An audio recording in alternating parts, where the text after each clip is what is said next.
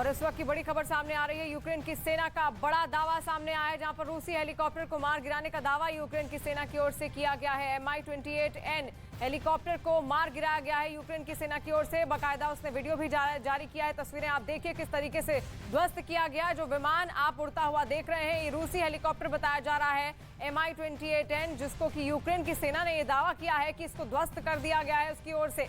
इससे पहले भी कई तरीके के दावे यूक्रेन की सेना की ओर से किए गए हैं।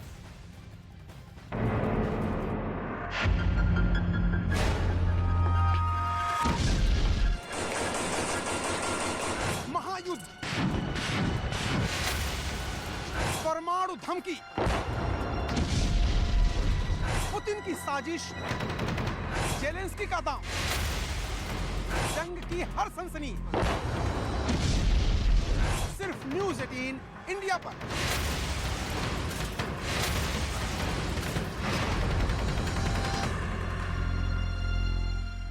लेकिन रूस ने जो वीडियो जारी किया उसमें कुछ ही सेकंड के अंदर 2 रॉकेट तेल डिपो की ओर बढ़ते दिखाई दिए, जिनके गिरते ही तेल डिपो में धमाका होता दिखाई दिया और फिर वहां से आग का एक बड़ा बवंडर उठना शुरू हो गया। यही नहीं, इस हमले के ठीक बाद वहां बेहद कम ऊंचाई पर 2 हेलीकॉप्टर भी उड़ान भरते नजर आए।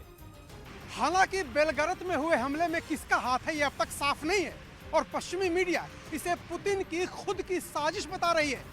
लेकिन यूक्रेन के विदेश मंत्री ने न ही इस हमले की जिम्मेदारी ली है और न ही इस हमले से इनकार किया है। रूस का आरोप है कि यूक्रेन की सेना के इन हेलीकॉप्टरों ने अंधेरे में रूस की सीमा में करीब 40 किलोमीटर अंदर घुसकर हवाई हमले को अंजाम दिया, जिसकी वजह से वहां मौजूद तेल डिपो में भड़की आग उजाला होने के बाद भी धधकती रही, जिसकी जानकारी मिलने पर फायर ब्रिगेड की बड़ी टीम आग बुझाने पहुंच गई, जिसने वहां लगी भीषण आग पर काबू पाने की कोशिश शुरू कर दी। पाइपों की मदद से आग के ऊपर पानी की बौछारें छोड़ी गईं। कई दमकल कर्मी एक साथ मिलकर तेल डिपो में लगी आग बुझाने में जुट गए, लेकिन टैंकों में तेल भरा होने की वजह से आग बुझने की बजाय और बढ़ती गई, जिसे देखकर दमकल कर्मियों के भी हाथ पांव फूल गए। कई घंटों तक वहां आग को बुझाने की कोशिश जारी रही, लेकिन तेल डिपो से आग की ऊंची ऊंची लपटें उठती रहीं। वहीं यूक्रेन में जारी जंग के बीच उसके पड़ोसी देश रोमानिया में नेटो ने युद्ध का अभ्यास किया। रूस और यूक्रेन के बीच छिड़ी लड़ाई को 1 महीने से ज्यादा का वक्त बीत चुका है, लेकिन इसके खत्म होने में कोई आसार नहीं दिख रहे। ऐसे में नेटो ने रोमानिया के कॉन्स्टेंसा प्रांत में अपनी ताकत का प्रदर्शन किया,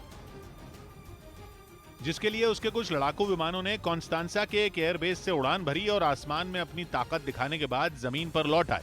सामने आई तस्वीरों में साफ दिखा कि तय समय के मुताबिक सभी लड़ाकू विमानों ने रनवे से एक-एक कर उड़ान भरी।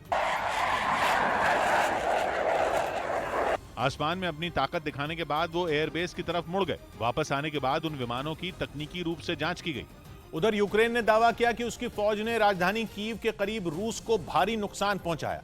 पुतिन की सेना को अपने ताबड़तोड़ हमलों के जरिए यूक्रेन ने यह साफ कर दिया कि वो रूस को कीव पर कब्जा नहीं करने देगा, और अगर रूसी सेना ने उसकी इस चेतावनी को नहीं माना तो यूक्रेन उसे बर्बाद करके रख देगा। इसका ट्रेलर यूक्रेन ने रूस को उसकी सेना के कई टैंक तबाह करके दिया।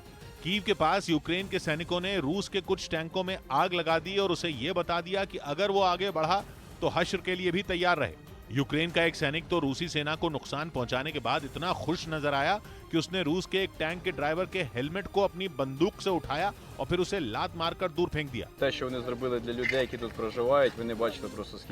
जो तस्वीरें वहां से सामने आई उनमें साफ दिखा कि रूस के वो टैंक अब किसी काम के नहीं रहे।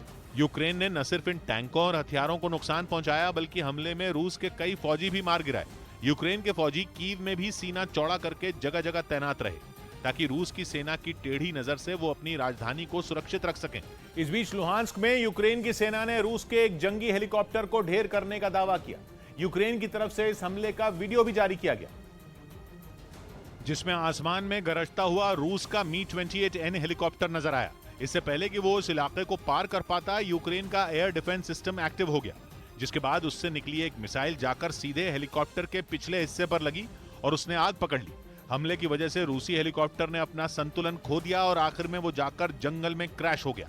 उधर अमेरिका ने दावा किया कि यूक्रेन में लड़ रही पुतिन की सेना कमांडरों की कमी से बुरी तरह जूझ रही है। यही वजह है कि जंग के इतने दिन बाद भी रूस अब तक यूक्रेन की राजधानी कीव पर कब्जा नहीं जमा पाया। क्योंकि उसकी सेना के जवान एक सही रणनीति बनाकर हमले को अंजाम नहीं दे पा रहे हैं। रूस की सेना यूक्रेन के कई शहरों में ताबड़तोड़ हमले कर रही है। जमीन के साथ हवाई हमलों को भी अंजाम दिया जा रहा है। रूसी मिसाइलें भी यूक्रेन के कई इलाकों को लगातार निशाना बना रही हैं। लेकिन ये सारे हमले यूक्रेन को झुकाने के लिए नाकाफी साबित हुए और इसके पीछे एक बड़ी वजह बताई जा रही है, वो ये कि यूक्रेन में जंग लड़ रही रूस की सेना के पास कमांडरों की भारी कमी हो गई है। यानी रूस के सैनिक एक ऐसी जंग लड़ रहे हैं जिसमें उन्हें सही निर्देश देने वाला तक कोई नहीं। ऐसे में कमांडरों की कमी से जूझ रहे सैनिक उस तरह के हमलों को अंजाम नहीं दे पा रहे जिससे युद्ध जीता जा सके। हालांकि मारियोपोल, कीव, खार्किव, इरपिन और चर्निव जैसे शहरों में उनके हमले अब भी जारी हैं। कुछ शहरों के कई इलाकों पर रूसी सेना कब्जे का दावा भी करती है, लेकिन अमेरिका की एक रिपोर्ट के मुताबिक उनके हमलों में एक सही रणनीति की कमी दिखाई देती, जो कि टुकड़ी को लीड करने वाला कमांडर ही बनाता है। यूक्रेन के साथ युद्ध में रूस के सामने सबसे बड़ी दिक्कत ये आ रही है कि उसके कई टॉप कमांडर अब तक मारे जा चुके हैं। कहा यह जा रहा है कि जब से युद्ध शुरू हुआ है अब तक रूस के टॉप 10 कमांडर मारे जा चुके हैं, जिसकी वजह से रूस की सेना यूक्रेन के सैनिकों का सामना उस तेजी और उस क्षमता के साथ नहीं कर पा रही है जैसा कि पुतिन ने सोचा था। मतलब जब सेना की किसी टुकड़ी के पास कमांडर ही ना हो तो वो टारगेट से भटक ही जाएगी, और ऐसा ही हो रहा है रूस की सेना के साथ। क्योंकि अमेरिका के मुताबिक उन्हें एकजुट करके सही दिशा में ले जाने वाले लीडर की कमी हो गई है, और ऐसा इसलिए क्योंकि यूक्रेन के साथ जंग शुरू करने के बाद से अब तक रूसी सेना के कई बड़े अधिकारी मारे जा चुके हैं। दावा किया गया कि 37 दिन से जारी जंग में यूक्रेन ने अब तक रूसी सेना के 10 से ज्यादा बड़े अधिकारियों को मार गिराया, और ये वो अधिकारी थे जो यूक्रेन में युद्ध लड़ रही रूसी सेना की कमान संभाल रहे थे।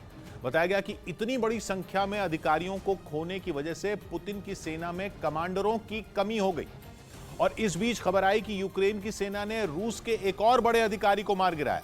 यूक्रेन ने दावा किया कि चर्निव में उनकी सेना ने रूस के एक बड़े काफिले पर हमला किया, जिसमें रूसी सेना के एक कर्नल की मौत हो गई। बताया गया कि 39 साल के कर्नल अलेक्जेंडर कॉर्निक हमले के वक्त अपने काफिले के साथ एक पुल पर से गुजर रहे थे, तभी यूक्रेन के सैनिकों ने उनके काफिले पर हमला बोल दिया। यूक्रेन की सेना की तरफ से दागे गए रॉकेट ने रूसी सेना की कई गाड़ियों को उड़ा दिया। बताया गया कि इस हमले में कर्नल अलेक्जेंडर कॉर्निक समेत रूस के 8 सैनिक मारे गए। इसके बाद कुछ तस्वीरें सामने आईं जिनमें दावा किया गया कि कर्नल अलेक्जेंडर कॉर्निक का पूरे सैन्य सम्मान के साथ रूस में अंतिम संस्कार कर दिया गया। हालांकि रूस की तरफ से उनकी मौत की कोई आधिकारिक घोषणा नहीं की गई। वहीं यूक्रेन में जारी जंग के बीच अमेरिका के राष्ट्रपति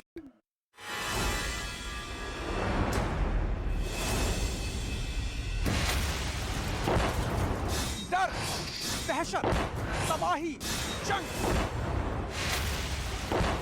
ग्राउंड जीरो से पल पल की खबर दिन भर सिर्फ न्यूज़ 18 इंडिया पर।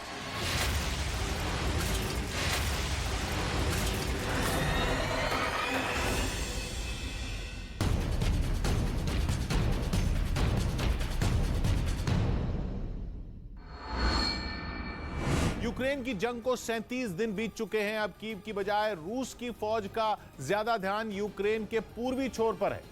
अजोव सागर की सीमा पर बसा यूक्रेन का शहर मारियोपोल अब खंडहर में तब्दील हो चुका है, लेकिन अब भी यह फैसला नहीं हो पाया है कि मारियोपोल किसकी मुट्ठी में है।